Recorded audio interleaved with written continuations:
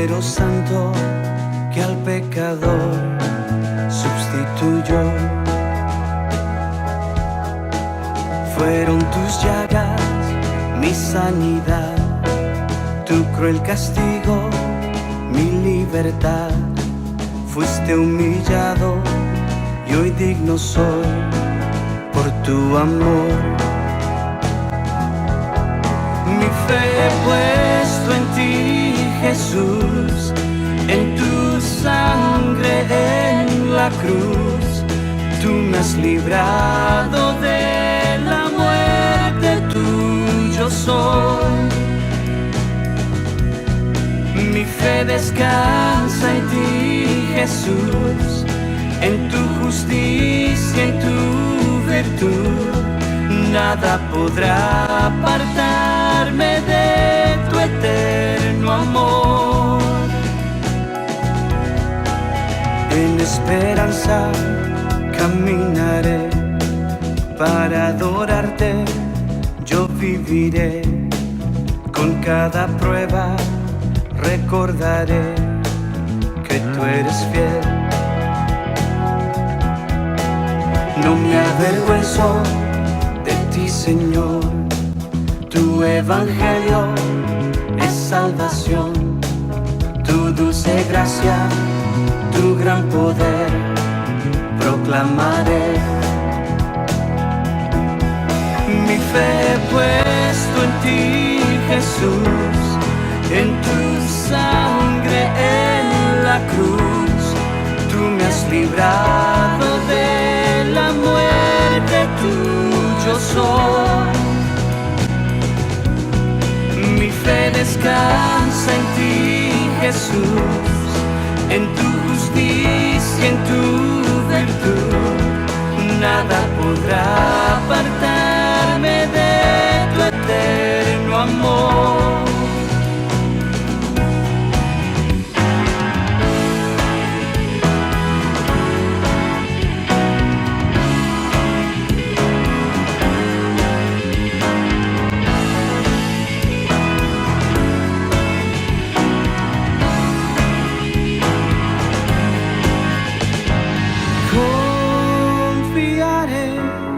Solo en ti, Jesús.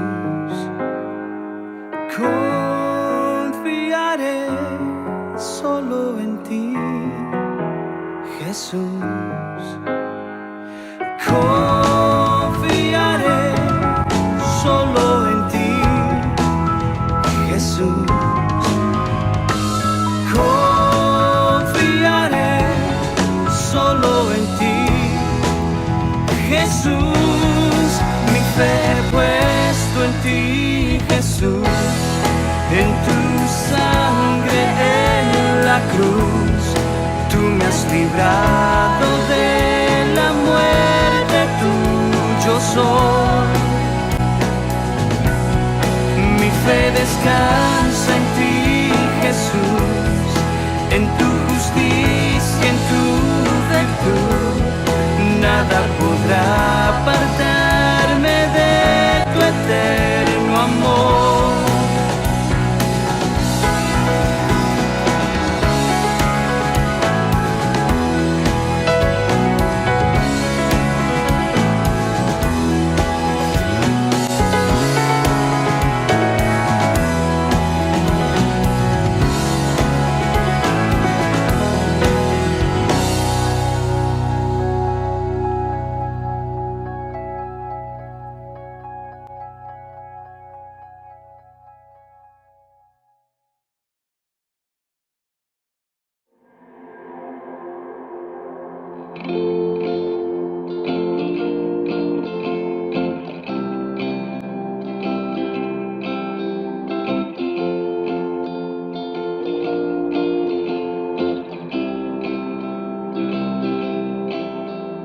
De su gloria se despojó, vistiéndose de humano, llevando en sí todo el pecar, clavado en sus manos. Con cada herida que sufrió, mi vida ha sanado. para su gloria me compró, hoy soy justificado. Gloria, gloria sea Cristo. Él me ha perdonado.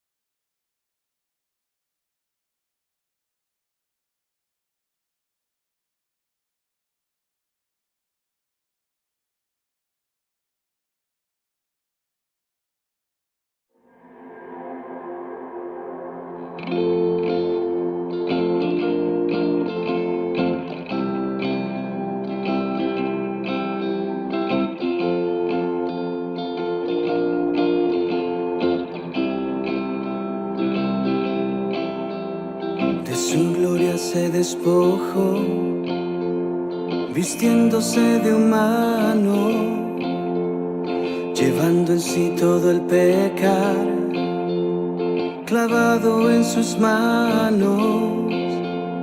Con cada herida que sufrió, mi vida ha sanado, para su gloria me compró, hoy soy justificado. Gloria, gloria sea Cristo. Él me ha perdonado. Gloria, gloria sea Cristo. Él es el Rey y Salvador.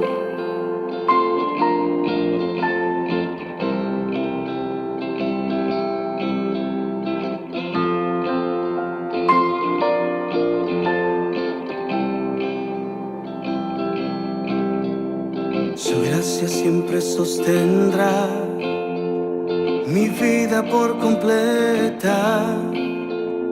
En gran dolor y tentación me cubrirá su diestra. Ya nunca más he de temer si el enemigo acecha, porque Jesús lo derrotó, borrando así mi deuda. Gloria, gloria sea Cristo. Él me ha perdonado. Gloria, gloria sea Cristo. Él es el Rey Salvador.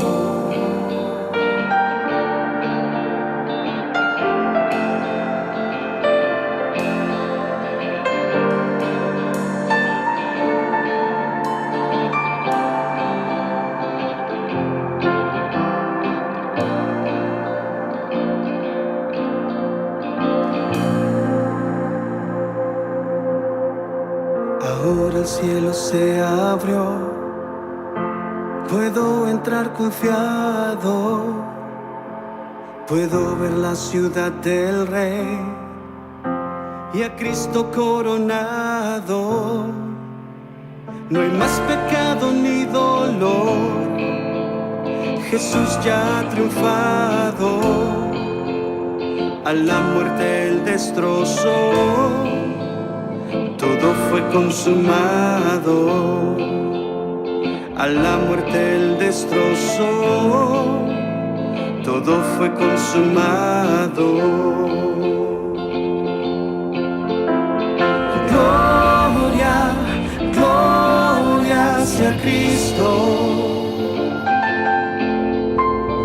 Él me ha perdonado. Gloria, gloria sea Cristo.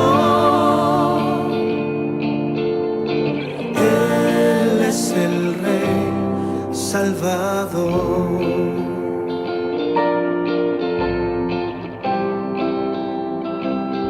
Mi Salvador.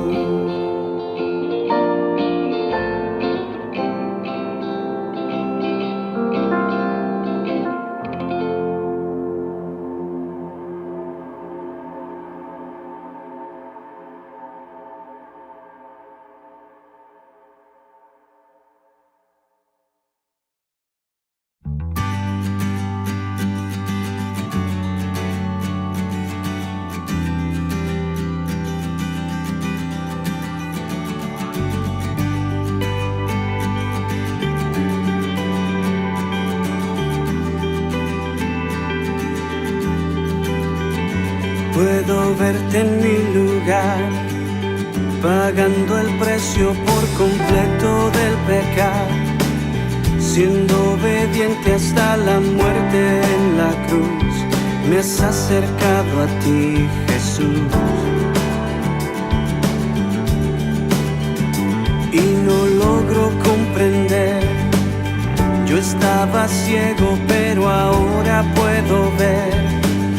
Tu gracia y sangre han borrado mi maldad, mi vida te quiero entregar. Te amo, Jesús, te amo, Jesús, porque me has amado, por ti viviré.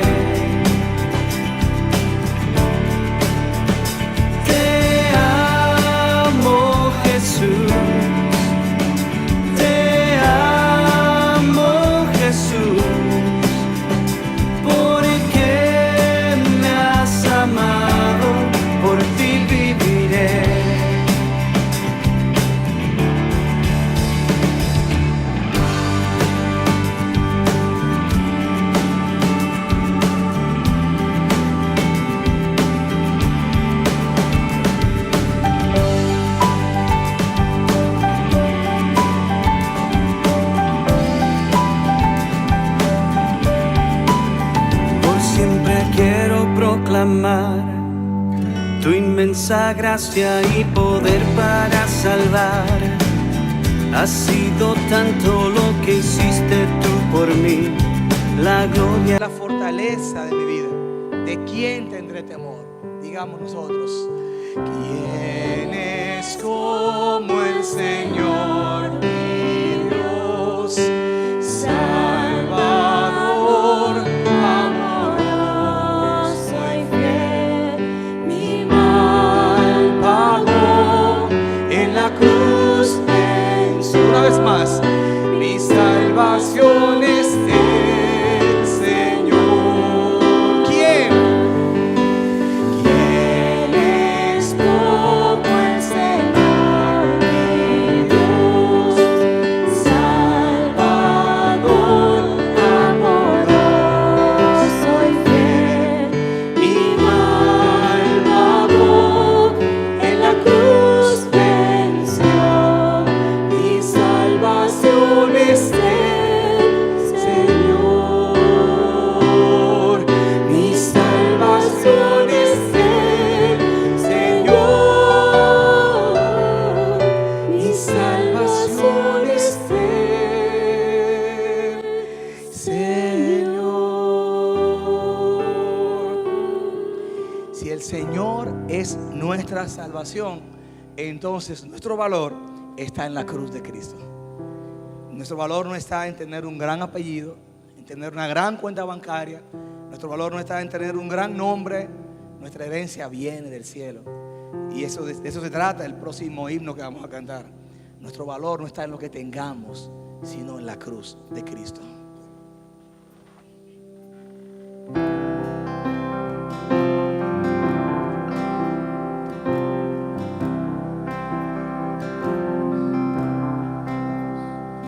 No valgo por mi posesión, ni porque fuerte sea yo, sino en el precio de su amor en la cruz.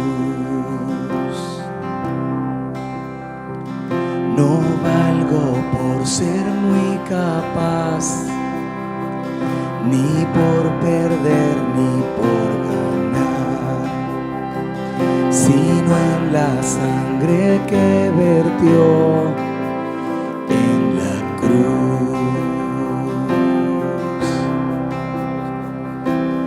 Redentor, tú eres mi gozo, gran tesoro, fuente de mi ser. Confiaré en Él, no hay otro, mi alma satisfecha está en Él. Así es, una gran afirmación. La fama y juventud se irán. La fama y juventud se irán, como la flor que hoy no está. Mas vida eterna tú nos das. ¿Dónde? En la cruz. Yo no me jactaré en saber, ni en opulencia ni poder, mas yo me jactaré en Jesús. Que así sea, Señor, que así sea.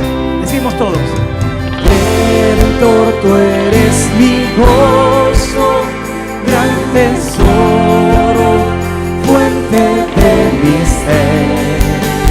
Confiaré en Él, no hay otro, mi alma satisfecha está en Él.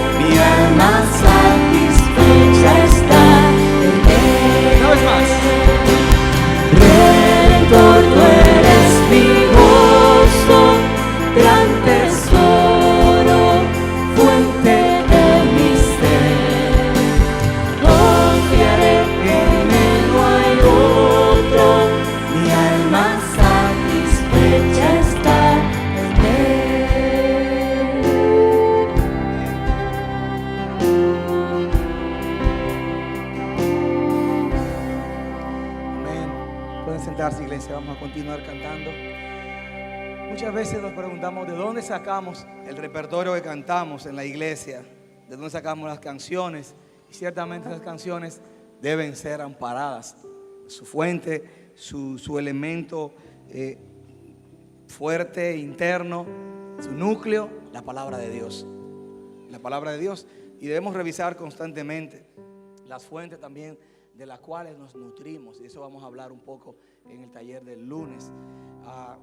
Y la palabra de Dios nos enseña que así como el Señor es nuestra luz y nuestra salvación, estará con nosotros también en los momentos grises y oscuros.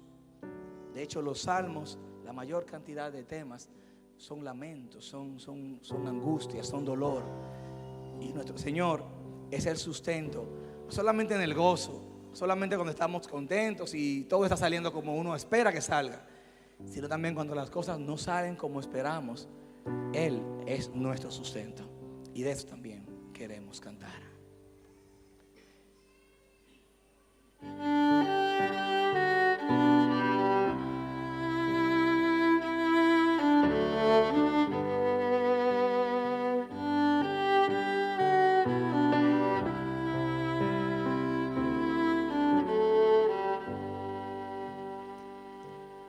Si mi fe ha de caer, Él me sostendrá.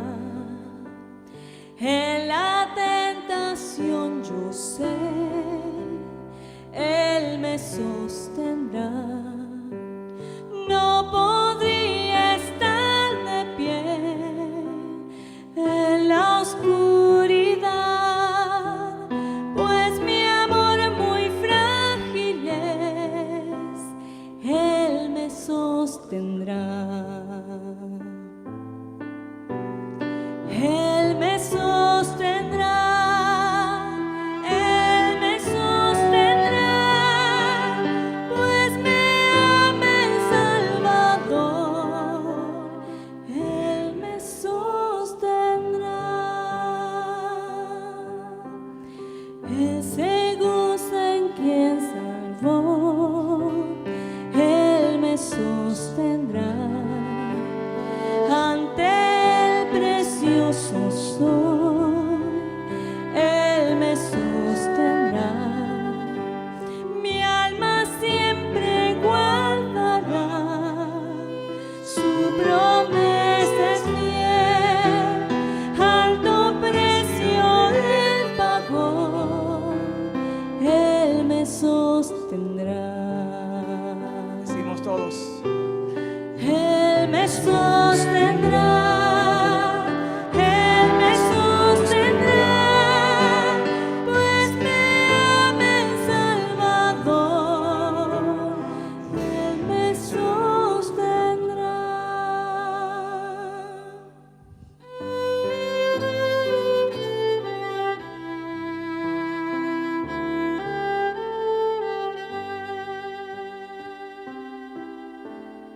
En la cruz murió por mí, Él me sostendrá.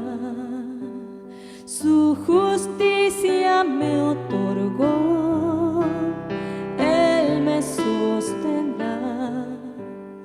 Vida eterna tengo en Él, Él me sostendrá hasta que le pueda ver.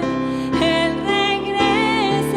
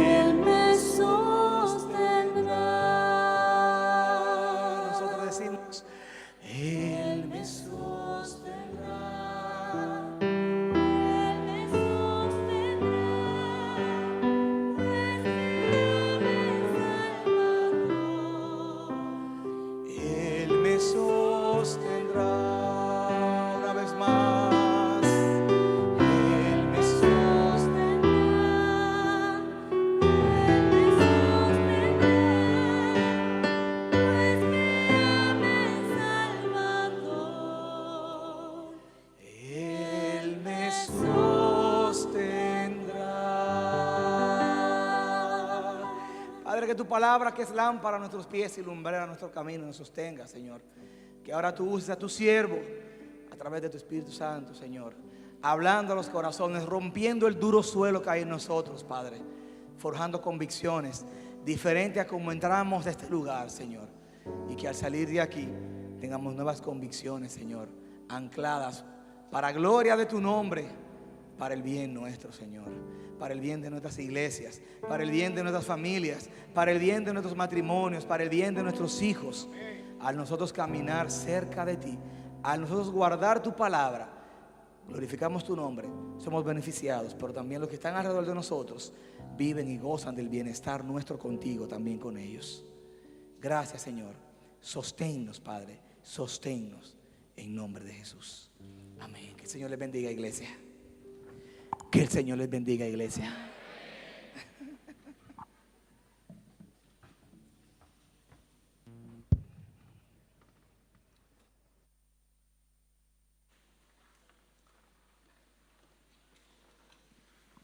Es un gozo poder tener al pastor Greg Travis con nosotros, que va a compartir la palabra en esta tarde. El hermano Travis se crió en México, Argentina, como hijo de misioneros. Actualmente es misionero y pastor de la Iglesia Bíblica de City Bell, Argentina, y sirve en la capacitación de líderes y pastores. Es cofundador y miembro del Consejo Pastoral de Ante Su Palabra. Está casado con Caro y juntos tienen 3 hijos. Pastor Greg.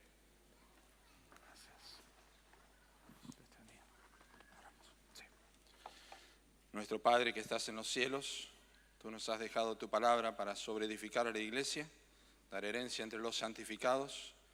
Te damos gracias que ella es espada de 2 filos y te damos gracias que usas vasos de barro para fortalecer tu iglesia. Te rogamos por Greg, oramos que tu palabra fluya en sus labios desde su corazón, en el nombre de Cristo Jesús. Amén. Amén, amén. Es un enorme privilegio estar acá predicando la palabra, siempre lo es. Sea predicar las Escrituras a 20 personas o a 2000, siempre es un enorme privilegio pararse con la palabra eterna de Dios, guiado por el Espíritu de Dios, como un vaso frágil, un vaso de barro, como dice la Escritura, y predicarla. Les invito a abrir sus Biblias al Evangelio de Marcos, capítulo 10. Vamos a estar mirando una sección en el Evangelio de Marcos, capítulo 10, 17 al 31.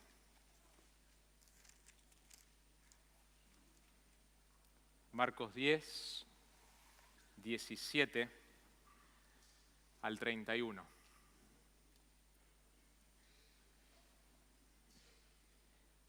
Imagínate a prisioneros de guerra estadounidenses que se encuentran en un campo cercado con alambre de púa, con poco alimento y sin condiciones higiénicas al final de la Segunda Guerra Mundial.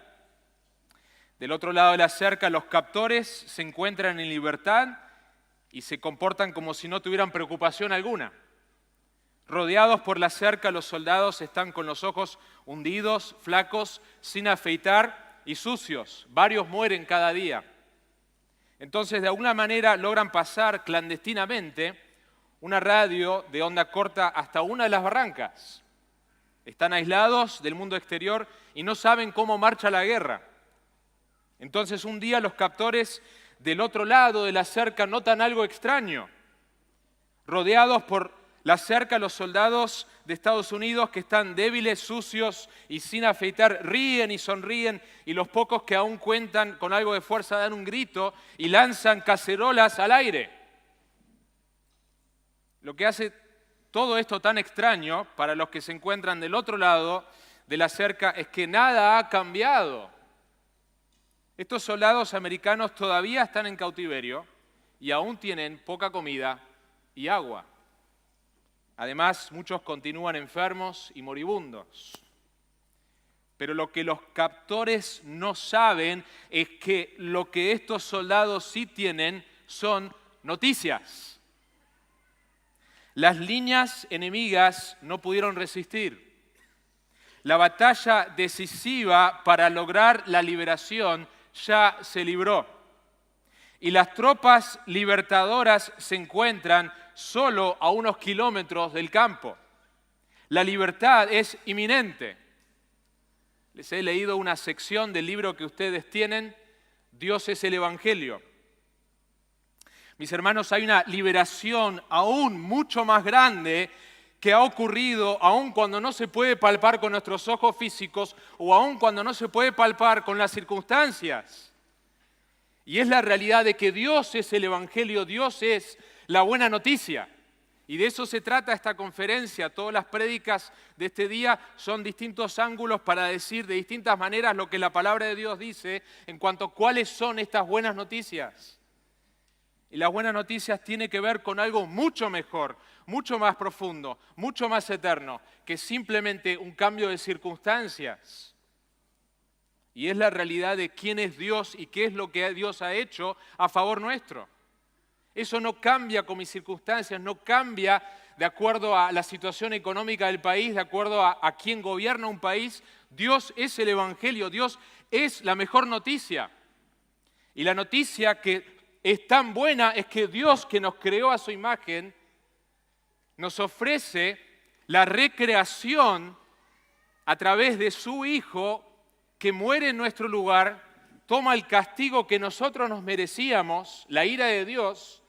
Dios, siendo un Dios justo y santo, tiene que castigar el pecado. Pero ese mismo Dios justo y santo, que es un Dios también de amor y de misericordia, ha decidido castigar a Cristo en nuestro lugar.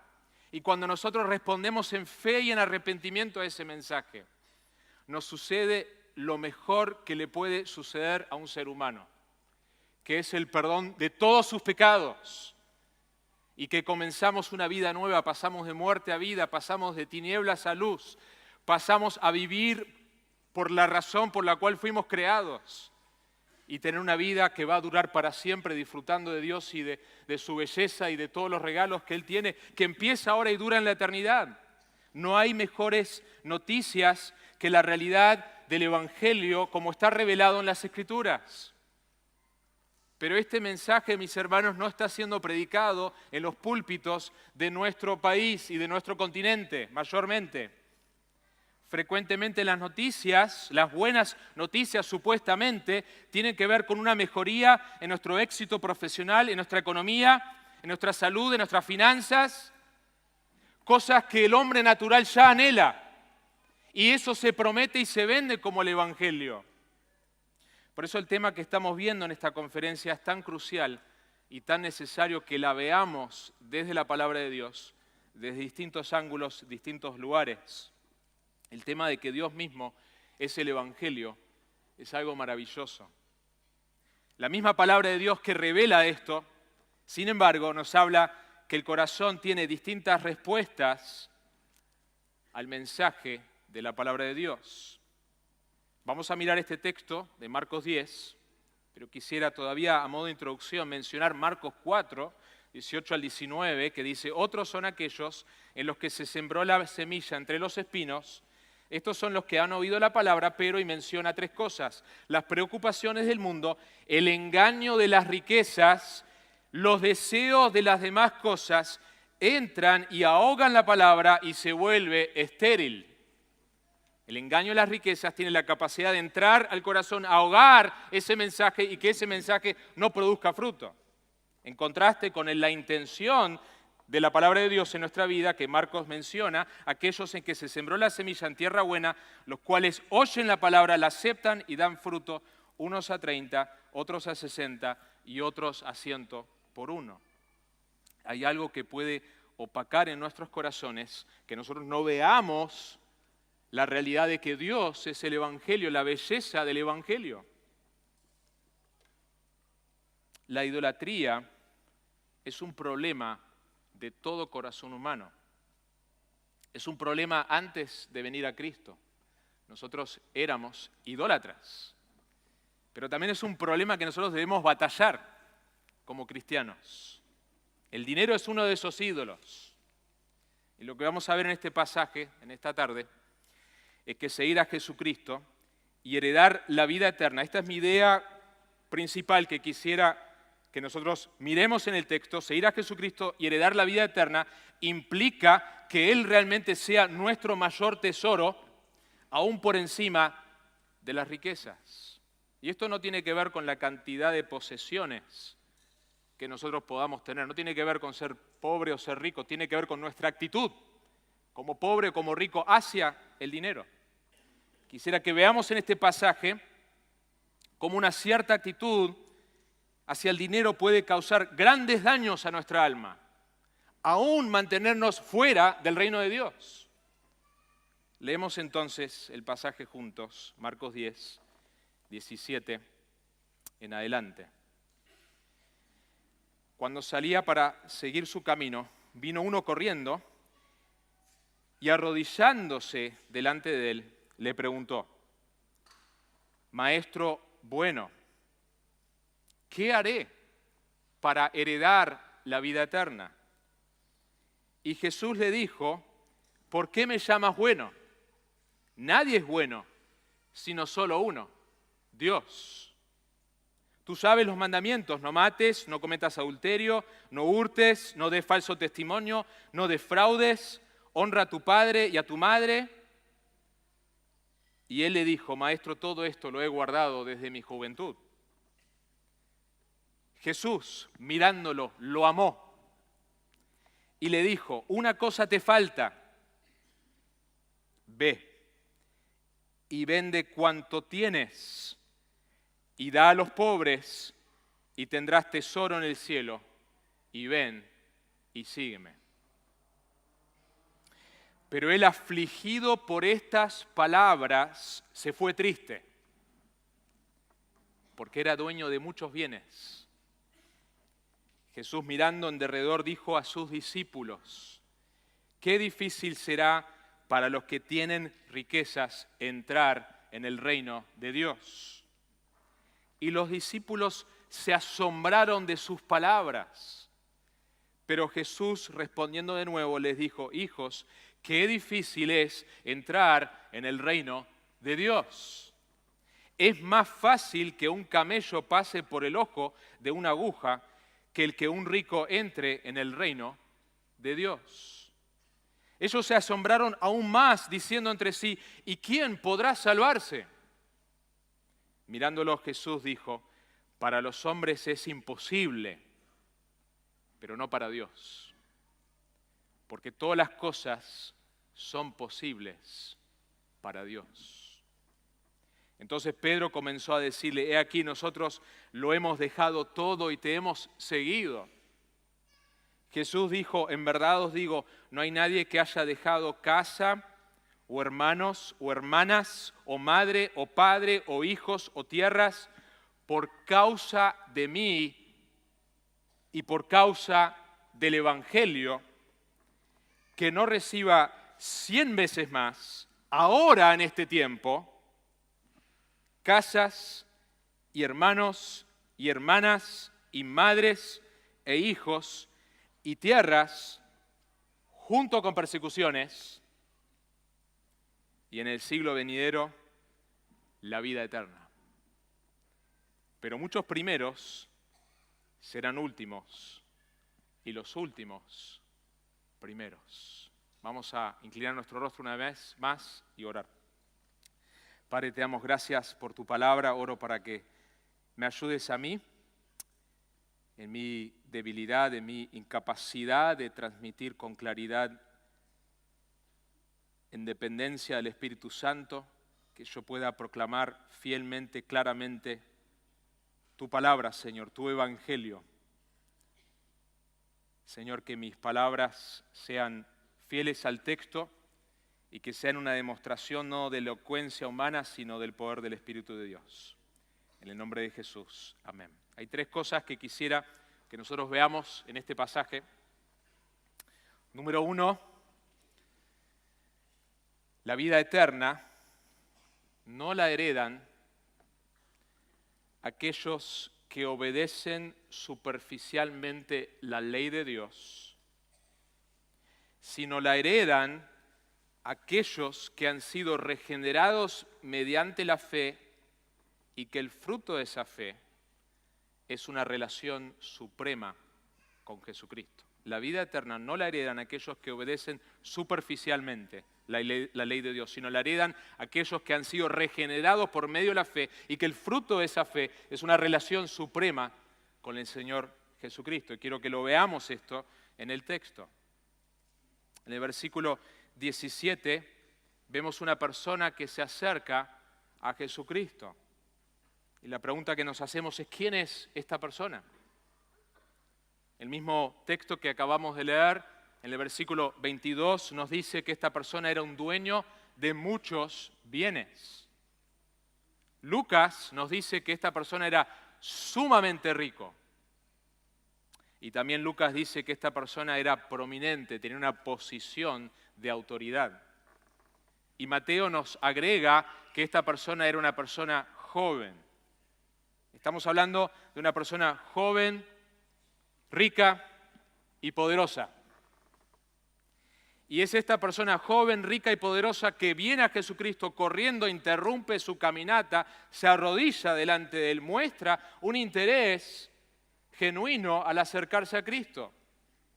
Y miren sus palabras. Lo primero que dice es, maestro bueno. Era inusual llamar a un rabí bueno, pero mostraba en conjunto con sus acciones el respeto que este joven quería mostrarle a Jesús. Y él hace una pregunta: ¿qué haré? Seguro que en su mente estaba pensando, yo estoy acostumbrado a lograr muchas cosas a través de haciendo ciertas cosas. ¿Qué es lo que yo necesito hacer para heredar la vida eterna? Y es interesante que este joven haga la pregunta. El hecho que él corre y muestra este tipo de interés, se arrodilla y hace la pregunta, indica que él no tiene la seguridad. Él no está convencido que él posee la vida eterna. Y como vamos a ir viendo en el pasaje, este joven, su confianza en sus riquezas han creado una enorme inseguridad. De hecho, 1 Timoteo 6 dice, a los ricos en este mundo, enséñales que no sean altaneros ni pongan su esperanza en la incertidumbre de las riquezas. Las riquezas son inciertas. Proverbios 23, 4 y 5 dice, no te fatigues en adquirir riquezas. Deja de pensar en ellas, cuando pones tus ojos en ella, ya no está. Porque la riqueza ciertamente se hace alas, como águila que vuela hacia los cielos. En el caso de este joven, su confianza estaba en algo muy incierto. La palabra de Dios nos habla de la incertidumbre de las riquezas. Lo que es interesante de este joven es que de todas las personas en los evangelios que se acercan a Jesucristo, no hay una persona que se haya ido peor. Es decir, esta es la única persona en realidad que se va peor de lo que vino después de estar en la presencia de Jesucristo. Es el único. A pesar de todo lo que este joven tenía a su favor, una cosa le faltaba. Nosotros podemos venir a Jesús con la aparente piedad y el aparente interés, pero si nosotros no respondemos a la persona de Jesucristo, podemos escuchar un sermón, podemos estar en una conferencia, pero si nosotros no respondemos a Él en fe y en obediencia, puede ser totalmente inútil. Incluso podemos irnos peor de lo que vinimos. Miren el versículo 18, cómo continúa.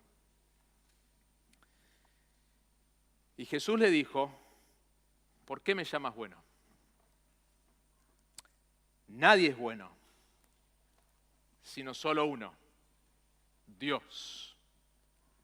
Ahora, lo que Cristo no estaba diciendo, Jesús no estaba diciendo que Él no era bueno. Jesús está diciendo que el único que es bueno es Dios. Jesús sabe que el joven no cree que este rabino es Dios, y Jesús está diciendo, ¿por qué me llamas a mí desde tu óptica de que yo soy un rabino como bueno? Porque no hay ninguno bueno salvo Dios. Hay uno solo que es bueno. Si comparamos un ser humano con otro ser humano, podemos decir esta persona es más buena que esta persona. Pero cuando comparamos nuestra falta de bondad y de rectitud, en contraste con el estándar de Dios, no hay ninguno que sea bueno. Solo Dios es realmente bueno. La realidad es que Dios es mucho más santo de lo que nosotros nos imaginamos.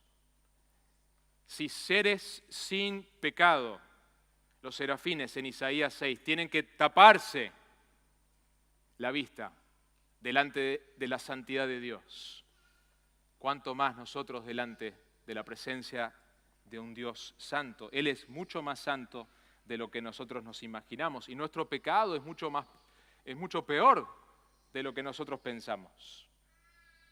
Jesús continúa y le dice, tú sabes los mandamientos: no mates, no cometas adulterio, no hurtes, no des falso testimonio, no defraudes, honra a tu padre y a tu madre. Le cita específicamente los mandamientos en relación al prójimo. Y hay una falsa percepción que este joven tiene de su rectitud. Y él le dijo, maestro, todo esto lo he guardado desde mi juventud.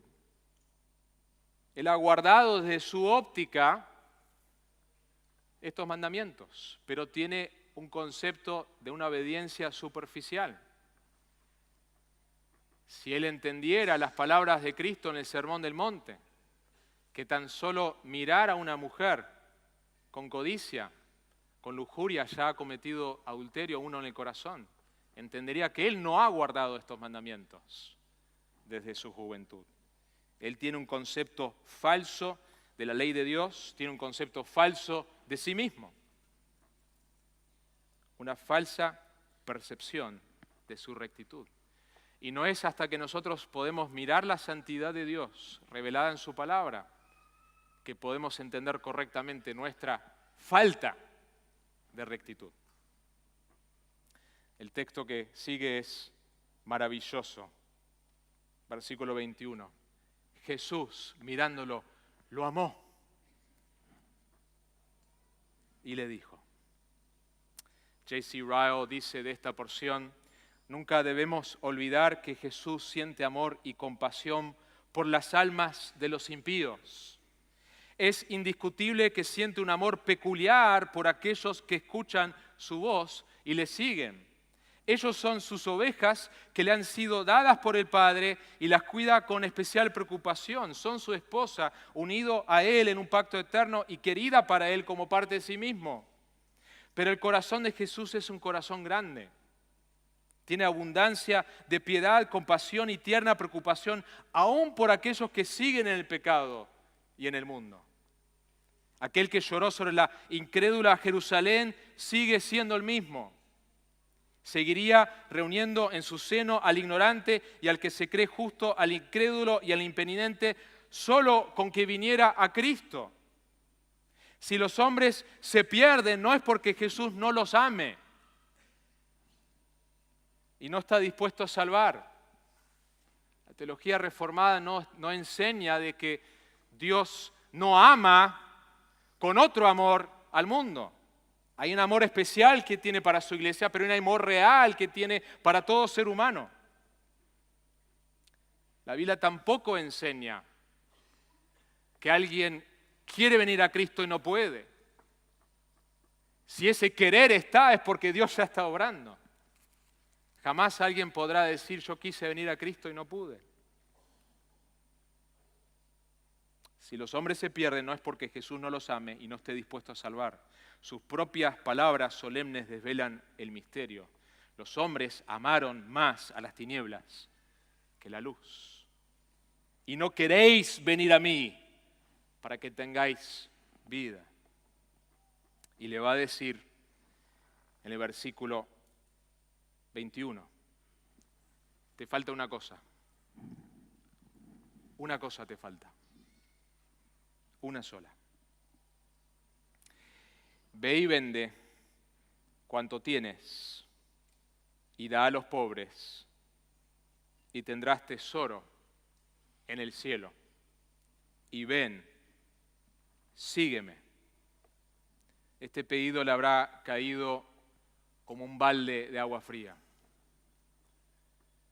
Porque hasta ahora venía bien. Jesús le dice los mandamientos, él dice, yo los cumplí. Y Jesús le dice, te falta una cosa. La pregunta que tenemos que hacernos es, ¿de qué se trata este pedido? Este pedido es algo que Jesús pide para todos aquellos que quieren seguirlo. Y la respuesta es sí y no. Me acuerdo hace unos años atrás, en el tiempo que yo estaba en la universidad, viviendo en Estados Unidos, en nuestra iglesia hacíamos un programa llamado Evangelismo Explosivo. Salíamos a la universidad a compartir el Evangelio. Yo estaba aprendiendo a usar este método de evangelización con ilustraciones y con una manera ordenada de compartir el Evangelio. Y recuerdo charlar con una persona de India, que era hindú en sus creencias, tenía muchos dioses. Y en el momento de predicarle el Evangelio e invitarle a una respuesta, dijo que sí. Hicimos una oración juntos y yo pensé que lo había guiado a Cristo. Hasta que entendí que lo que él estaba intentando hacer era agregar a Jesús como uno más de sus dioses. Claro, yo quiero a Jesús, cuanto más dioses mejor. Ese era el pensamiento que él tenía. Y nosotros podemos ver en una situación como esa, con claridad, que esa persona no se ha convertido. Pero a veces con otros dioses más sutiles no vemos que cuando alguien supuestamente recibe a Cristo y sigue amando a sus ídolos, no se ha convertido. Y Jesús lo que está haciendo, está yendo al corazón del problema de este joven. Que su Dios era el dinero, su confianza era el dinero. Nosotros podemos tener muchos dioses y podemos tener un Dios que predomina en nuestro corazón, pero este joven, su Dios era el dinero, su confianza era el dinero y la prueba era esta. Y su falta de disposición de largar esto indicaba que realmente él no deseaba depositar su confianza en aquel que le podía dar verdadera seguridad. Entonces, en ese sentido sí se aplica que para venir a Cristo nosotros hemos de arrepentirnos, hemos de recibir a Jesús como Salvador y Señor. Esto no significa que nosotros limpiamos nuestra vida antes de venir a Cristo, pero significa que venimos con las manos vacías, que nos arrepentimos, reconocemos que nosotros estamos en rebeldía contra un Dios santo y que ese Dios santo ha provisto el camino y que yo ahora entrego el volante y que mi vida le pertenece a Él y que Él ha en Cristo perdonado todos mis pecados, pero que ahora la vida que vivo ya no la vivo para mí, sino para aquel que murió y resucitó. Eso es como la Biblia describe la conversión. Y por supuesto que esto no se aplica en el sentido que toda persona que quiere seguir a Cristo tiene que vender o cambiar su posición económica. Jesús no estaba llamando a todos a ser ascetistas. El ascetismo tiene la idea de que si yo niego ciertas cosas físicas, ese es el camino a la espiritualidad en sí mismo. Ni recomendar la pobreza para todos. George McDonough nos cuenta, no es solamente el hombre rico que está bajo el dominio de las cosas, ellos también son esclavos, que sin tener dinero son infelices por la falta de dinero. El dinero que uno tiene, el dinero que el otro quisiera tener, es en cada caso la causa de necedad eterna.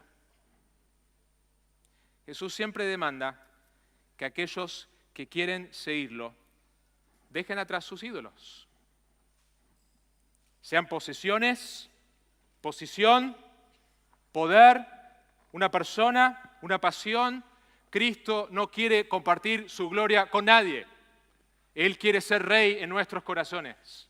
Y vino a salvarnos y ser Señor de nuestra vida.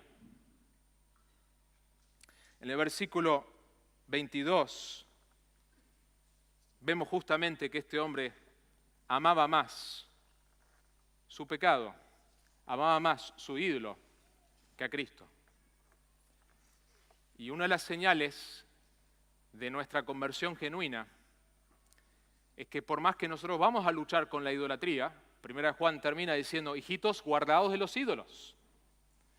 Pero que en nuestra vida hay un patrón de que nosotros se ve evidenciado un amor supremo por la persona de Jesucristo. Si no hay evidencia de eso en mi vida, no hay una verdadera conversión. Pero este joven dice, pero él afligido por estas palabras se fue triste. La palabra original para afligido es la misma palabra que Mateo usa para describir el cielo que se oscurece justo antes de una tormenta. Él no estaba dispuesto a alargar esto para seguir a Cristo. Jesús le está diciendo, vos estás en desobediencia continua del primer mandato, no tendrás otros dioses delante de mí, a través de este desafío, de este pedido. Se cuenta la historia de la misionera Amy Carmichael hablando del Evangelio con una reina hindú, que ella insistía en saber más y quería entender más qué implicaba seguir a Cristo. Y en un momento hizo la pregunta, ¿esa es la demanda de seguir a Cristo? Ella contó el costo, como Lucas dice, y decidió que era demasiado alto el costo de seguir a Cristo, como el joven rico. El joven rico amaba más sus posesiones que a Cristo y al Evangelio. Comenta un autor, él era como el hombre que no cambiaría su moneda de 5 centavos por $1.000 millones. Y aún eso es una analogía pobre. Él pensaba que sus propias posesiones valían más que Jesucristo. Prefería su cuenta bancaria que las riquezas del reino de Dios. Y la pregunta que yo te hago en esta noche, ¿y vos? ¿Hay algo que preferís más que a Cristo? La Biblia describe que nuestro problema principal es un problema de una deuda que nosotros no podemos pagar. Este joven pensaba que era rico, este joven pensaba que tenía su tema de deudas resuelto de por vida. Pero había una deuda, una cosa le faltaba, que él no tenía resuelto. Y es la deuda más importante que un ser humano puede tener. Y es la deuda delante de un Dios totalmente santo, que todo ser humano un día estará parado en silencio. Apocalipsis 20 describe un momento de silencio total. Todos los seres humanos de toda la historia estarán delante de Él. Se va a esconder los cielos y la tierra, no va a haber lugar para esconderse. Estarán delante, los libros serán abiertos y estarán en silencio, sin excusas. Es una descripción terrible en la Biblia. Y esa es la realidad de todo ser humano que intenta vivir su vida sin Cristo, aquel que murió y proveyó el camino para estar bien con el Dios que es santo, con el Dios que también al mismo tiempo es bueno y misericordioso y lleno de gracia y que quiere restaurar esa relación. Nosotros tenemos una deuda que no podíamos pagar, pero que Dios dice, yo la pagué, tetelestai, está completo, recibí por fe lo que yo he hecho por ti. Entonces, número 1, la vida eterna no la heredan aquellos que obedecen superficialmente la ley de Dios, sino la heredan aquellos que han sido regenerados mediante la fe. Y el fruto de esa fe es una relación suprema con Jesucristo. Ese es el fruto de la fe. Imperfectamente hay momentos donde fallamos, hay momentos donde hay ídolos que surgen en nuestro corazón, momentos que pecamos, donde no amamos a Cristo como deberíamos amar, pero hay un patrón en nuestra vida de que Cristo es supremo, Él es nuestro Señor.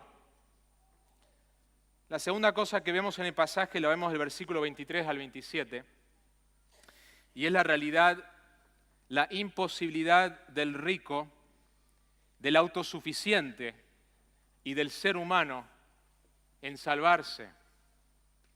Versículo 23, miren, Jesús mirando en derredor, dijo a sus discípulos, Él mira a la multitud y va a dar una lección a sus discípulos. Qué difícil será para los que tienen riquezas entrar en el reino de Dios. Y los discípulos se asombraron de sus palabras. Y la pregunta es ¿por qué? ¿Por qué el asombro?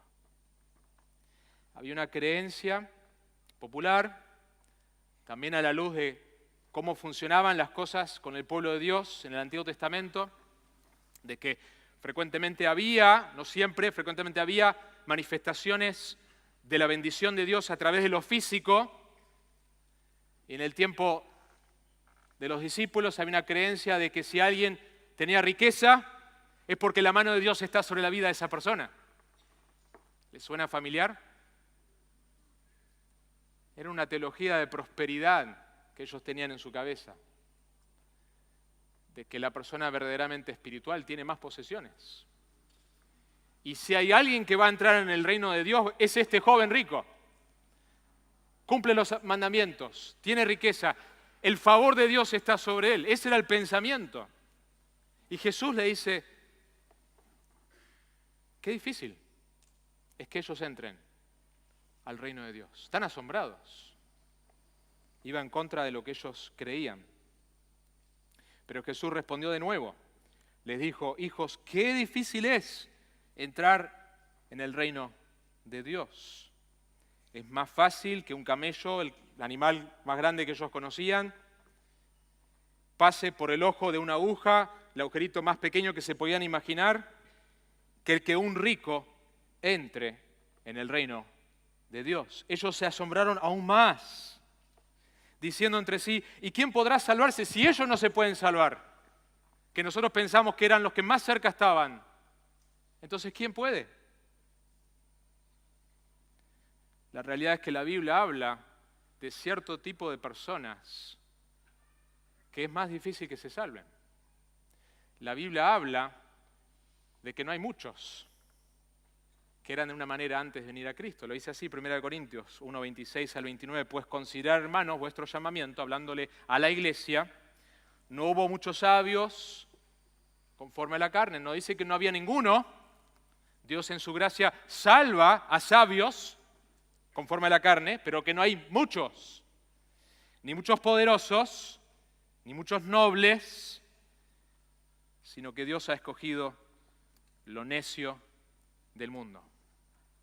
Nosotros, iglesia, aquellos que hemos creído en Él genuinamente como nuestro Salvador, somos lo necio del mundo. Para avergonzar a lo que es fuerte. Y lo vil y despreciado del mundo ha escogido Dios, lo que no es, para anular lo que es. ¿Con qué objetivo? Para que nadie se jacte delante de Dios. Nadie se va a jactar delante de Dios de que está ahí por su riqueza, por su sabiduría, por su conocimiento. Vamos a estar en la presencia de Dios y estamos en la presencia de Dios solamente por su gracia.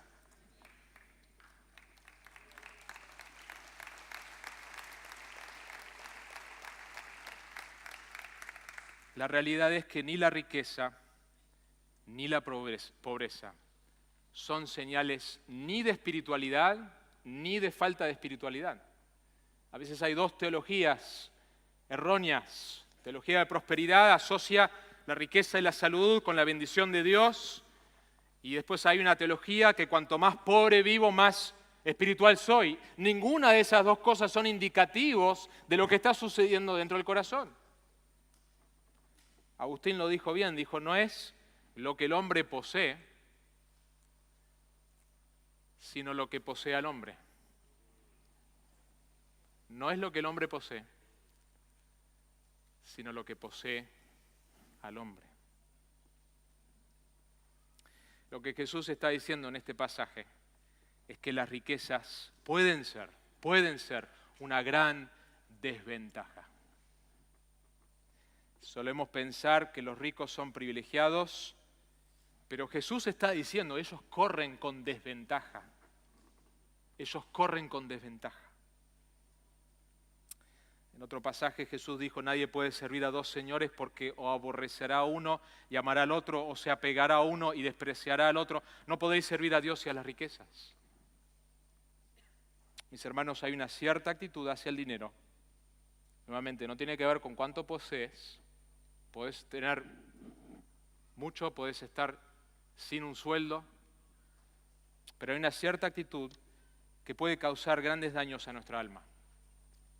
Y aún que quedemos fuera del reino de Dios, por el dinero ser un ídolo que nosotros no queremos largar. Hay una ilustración que Sugel Michelena ha compartido donde habla de una equivocación, un concepto equivocado que nosotros podemos tener de las cosas. Y él dice así, le damos un valor a las cosas que las cosas no tienen. Cita a un poeta y filósofo árabe que escribe una historia en la que dos ladrones salen a un pueblo a robar. Y ellos tenían un método fantástico para hacerlo.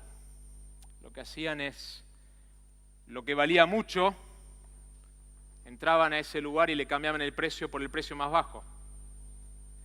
Y lo que valía poco, le ponían un precio alto. Y después podían comprar las cosas baratas que en realidad eran caras. Lo que valía mucho precio le pusieron el precio de lo que valía menos, y lo que valía menos le pusieron el precio de lo que valía más. Y dice este poeta filósofo árabe, desde aquella época hasta hoy, la gente está confundida. Le dan valor a las cosas que no tienen valor.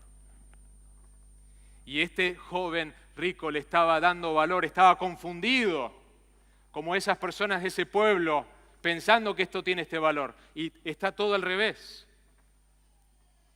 La iglesia en Apocalipsis, de la Odisea, Apocalipsis 3:17, tenía un concepto erróneo de ellos mismos, tenía una percepción, porque el valor estaba puesto en el lugar equivocado, porque dice, soy rico, me he enriquecido y de nada tengo necesidad. Es la única iglesia que Jesús está fuera de la iglesia, está tocando la puerta fuera de la iglesia. Yo entiendo que esa iglesia es una iglesia nominal, está muerta, Cristo no está ahí. Una iglesia autosuficiente. Y no sabes que eres un miserable. Esta es la perspectiva de Cristo. La perspectiva de ellos es que son ricos y que no tienen necesidad. Y Cristo dice, vos sos un miserable, sos un digno de lástima, sos un pobre, sos un ciego y sos un desnudo. Este hombre joven se veía como alguien que tenía una seguridad y tenía la vida ya comprada. Pero la realidad es que él estaba en bancarrota. Que esa es la condición de todo ser humano, una bancarrota espiritual. Versículo 27, Jesús dice, para los hombres es imposible, pero no para Dios. La salvación es del Señor. Solo Dios puede resucitar a los muertos. La Biblia describe nuestra condición antes de Cristo como una muerte espiritual. Solo Cristo puede abrir la vista a los ciegos. La Biblia describe que nosotros estábamos ciegos. La salvación es del Señor. Tenemos ejemplos en la Biblia de Dios salvando a personas autosuficientes que se veían como autosuficientes. ¿Recuerdan la historia de Nabucodonosor? Era la persona más poderosa del mundo en ese momento. Sin embargo, cuando leemos el capítulo 4, después de que Dios lo humilló y actuó como un animal, lo que era una bestia, vivió de esa manera, humillado por 7 años, después alzó sus ojos al cielo. Y yo creo que hubo una conversión cuando uno ve el lenguaje de Nabucodonosor. Yo ahora alabo al Dios del cielo. Uno ve la vida de Pablo. Pablo no estaba buscando convertirse. Él no estaba buscando cómo puedo conocer a Jesús. Él estaba matando a los cristianos, estaba buscando encarcelarlos. De hecho, cuando él se convierte, iba camino a buscar cristianos para encarcelarlos. Y Jesús se le aparece y lo salva. Y le dice, vos vas a ser mi instrumento escogido para llevar el evangelio a los gentiles, a todo el mundo. yo te mostraré cuánto vas a sufrir por mi nombre. Te voy a usar, te voy a salvar y voy a usar este fervor que está en la dirección equivocada y te voy a usar para salvar personas por todo el mundo. Cuenta la historia un pastor de un hombre que Dios salvó bajo unas circunstancias inusuales. Este hombre, antes de conocer a Cristo, era una persona muy autosuficiente. Y un día estaba trabajando afuera de su casa y le pegó un rayo, literalmente le pegó un rayo. El hombre quedó herido, quedó con algo de quemadura, pero pasaron unos días y él volvió a salir. Es una historia supuestamente verdadera, así lo cuenta este pastor, amigo. Y piensa, bueno, me pasó una vez, pero un rayo no te puede pegar 2 veces. Le pegó de vuelta un rayo, por segunda vez. Y tuvo nuevamente quemaduras, un tiempo de recuperación. Y este hombre seguía endurecido. Pasó un tiempo y él en su casa tiene una pérdida de gas que él desconocía. Y un día prende una lamparita y hay una explosión ahí en la zona donde él estaba. Y tuvo quemaduras de 2º grado. Este hombre sigue endurecido. Pasaron unos días y esta pérdida de gas aparentemente no se había solucionado. Y este hombre vuelve a prender la lamparita y esta vez prácticamente la casa explota y este hombre sale como los dibujitos, todo negro, y dice, creo que Dios está tratando de llamar mi atención. Y Dios lo salva y conoce a Cristo.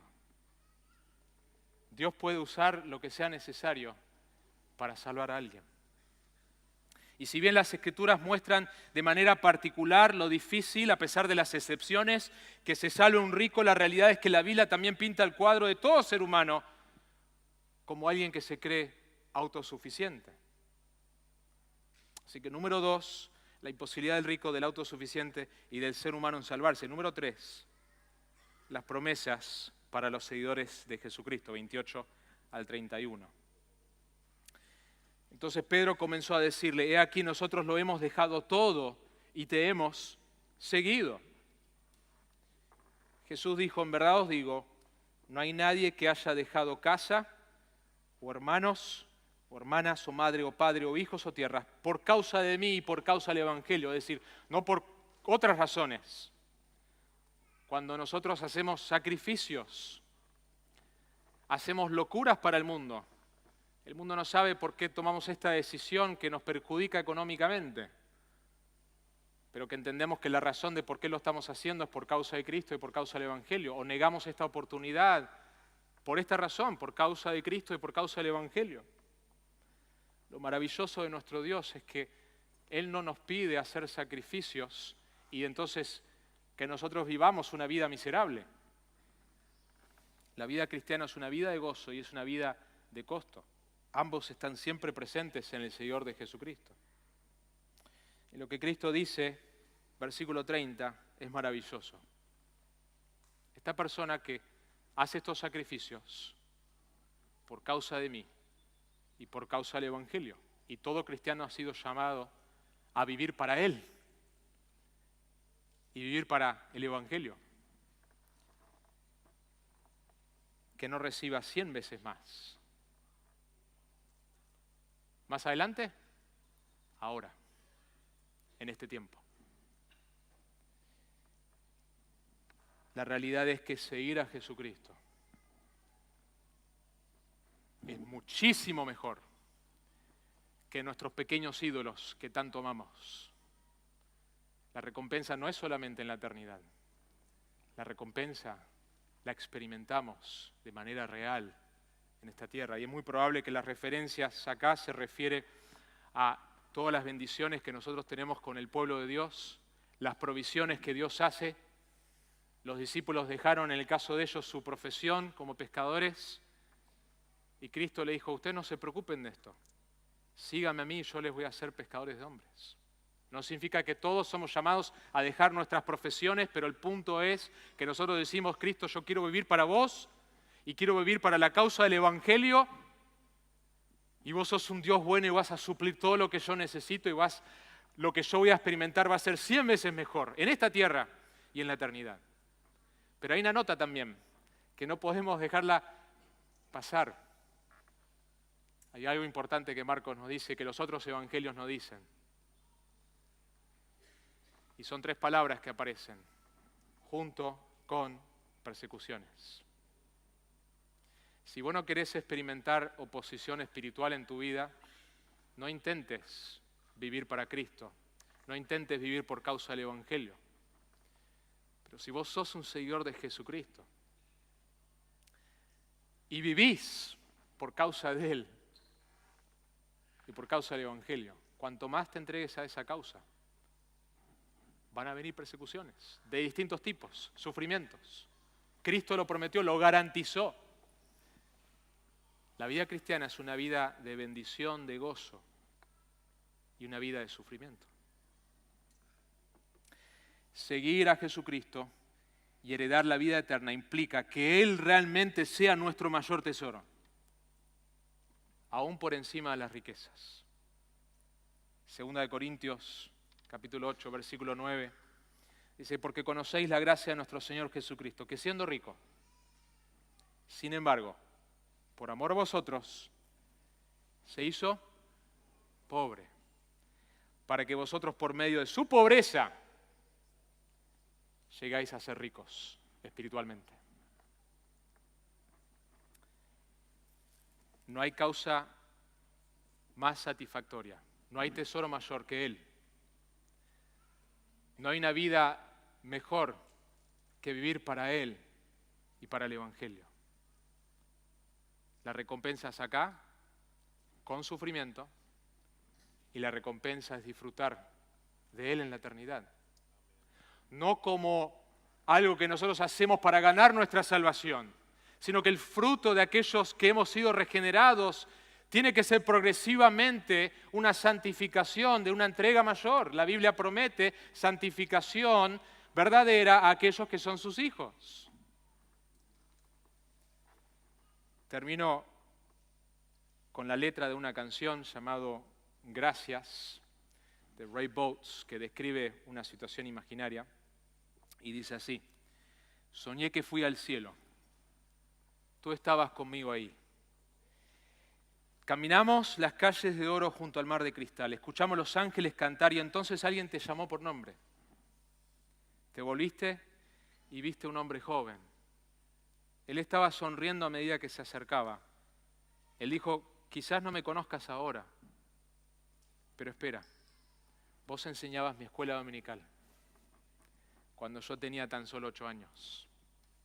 Cada semana compartías el Evangelio y una mañana yo respondí. Y Jesús entró a mi vida. Gracias por entregarte al Señor. Yo soy una vida que fui cambiada. La canción sigue, gracias por entregarte al Señor. Estoy tan agradecido por tu entrega. Y entonces otro hombre se paró delante de ti y te dijo, ¿recuerdas la vez que un misionero vino a tu iglesia? Sus fotos te conmovieron. No tenías mucho dinero, pero lo diste igual. Jesús tomó tu regalo y es por eso que yo estoy aquí hoy. Gracias por entregarte al Señor. Yo soy una vida que fui cambiada. Gracias por entregarte al Señor. Estoy tan agradecido que diste. Uno por uno vinieron tan lejos como el ojo puede ver, cada uno ministrado de alguna manera por tu generosidad. Pequeñas cosas que hiciste, sacrificios hechos que nadie notó en la tierra, pero que ahora el cielo proclama. Y yo sé que en el cielo se supone que uno no debería llorar, pero estoy casi seguro que había lágrimas en tus ojos a medida que Jesús tomó tu mano y estabas parado delante del Señor. Y Él dijo, mi hijo, mira alrededor tuyo, porque grande es tu recompensa. Gracias por entregarte al Señor. Yo fui una vida que fue cambiada. Estoy tan agradecido por tu entrega. Oramos.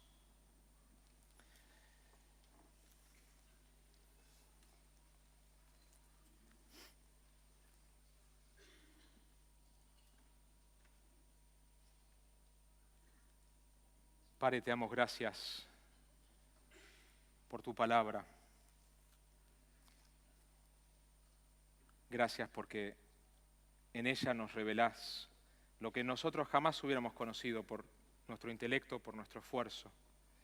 Nos revelás el Evangelio, nos revelás las buenas noticias de quién es Dios y qué es lo que Él ha hecho por nosotros. Noticias que, como escuchábamos ayer, tienen que ser proclamadas, tienen que ser atesoradas. Queremos orar, Señor, que en nuestro país y en nuestro continente, Señor, haya un avivamiento de más personas en sus iglesias, en sus trabajos, en sus familias, atesorando a Dios y al Evangelio. La realidad de que Dios es lo mejor que nos pudo haber pasado, conocerlo a Él como está revelado en la palabra. Señor, yo oro por cualquier persona que está acá hoy y no tiene la certeza de ser tu hijo, que hoy pase de tinieblas a luz. Y oro por cualquier persona acá que tiene una certeza errónea, falsa, que está descansando incorrectamente, Señor, en algo que no es real, que no tiene una fe genuina. Que vos hagas la obra, Señor, de abrir ojos, para que esa persona pueda ver su pecado, la santidad de Dios, su necesidad y ver a Cristo. Y oro que nos ayudes a nosotros los pastores a seguir siendo fiel, o si no hemos sido fiel, a poder arrepentirnos y predicar este Evangelio, Señor, tan precioso. Este es el Evangelio que salva, este es el Evangelio que santifica, no hay otro. Te lo pedimos en el nombre de Jesús. Amén.